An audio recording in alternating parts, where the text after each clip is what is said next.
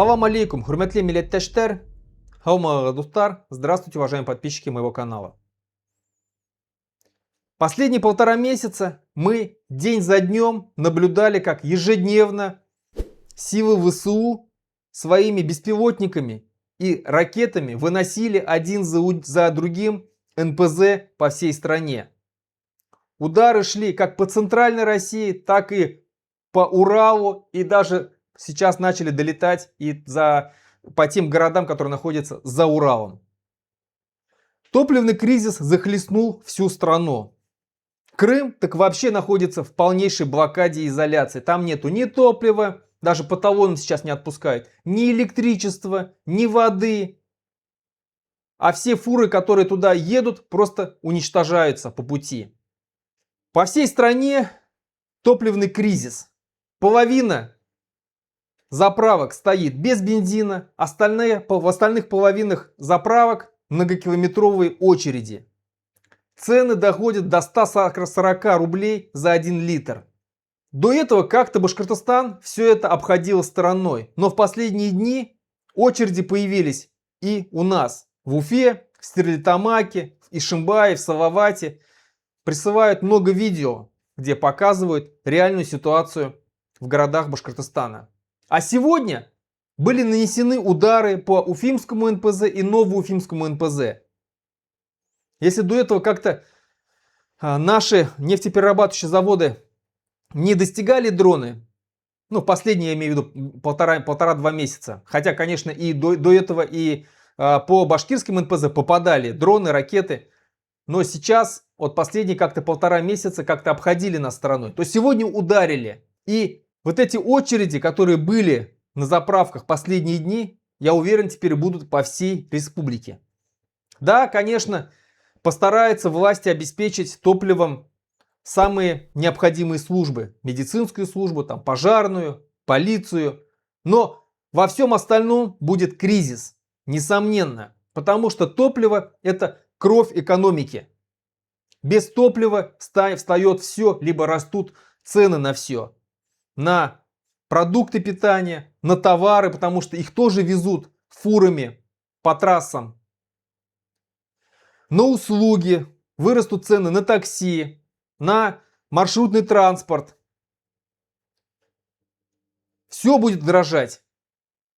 И вот здесь хочется задать вопрос тем людям, которые радовались, когда в 2014 году аннексировали Крым. Которые радовались, когда началась война на Донбассе. Которые радовались, когда в 2022 году началась полномасштабная война против Украины.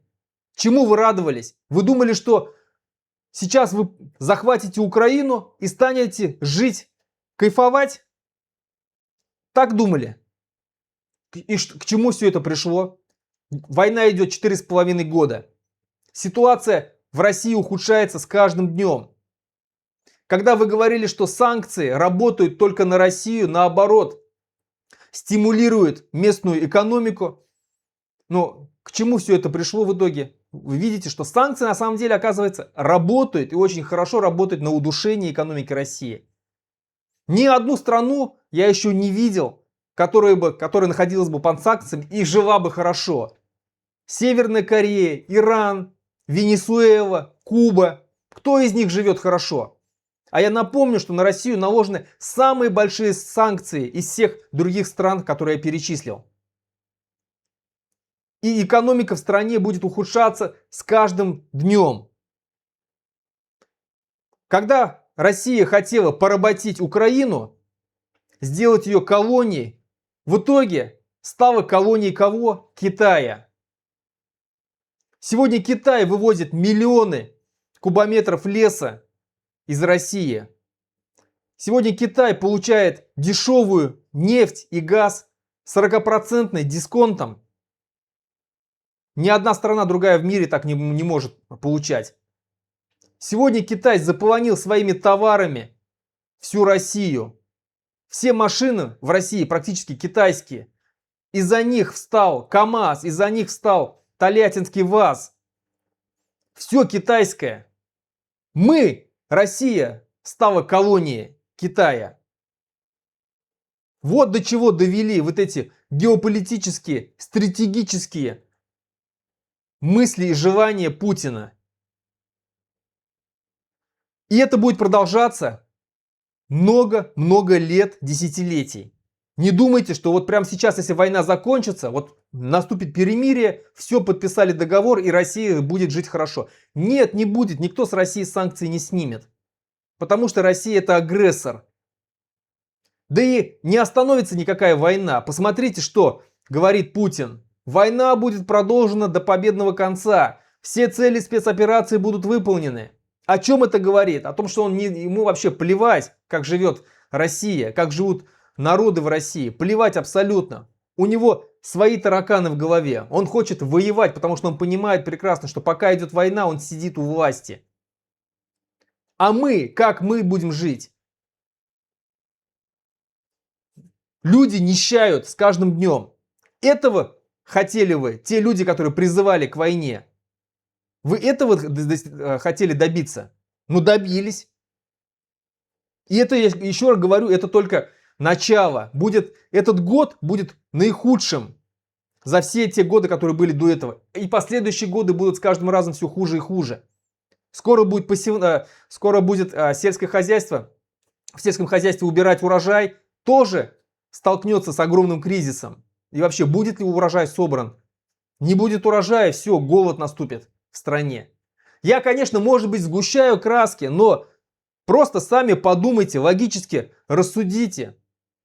Причины следственной связи должны же у вас понимать. Вы же все получали образование в школе, вы же понимаете, что страна, которая воюет уже несколько лет на полную всю свою мощность, она никогда не выиграет войну.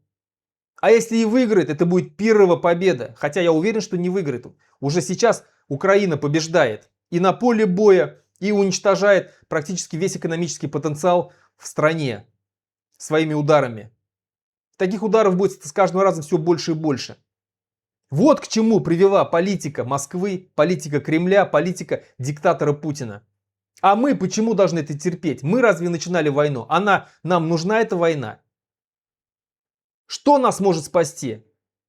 Нас может спасти только независимость. Когда рано или поздно наступит кризис в стране, а он наступит скорее рано, чем поздно, когда все рухнет, Москва будет слаба, тогда все национальные республики должны одновременно объявить о своей независимости и о своем выходе из состава Российской Федерации. Так называемой Федерации, конечно же. Возможно, не все 20 республик. Кто-то не способен, наверное, сегодня на независимость.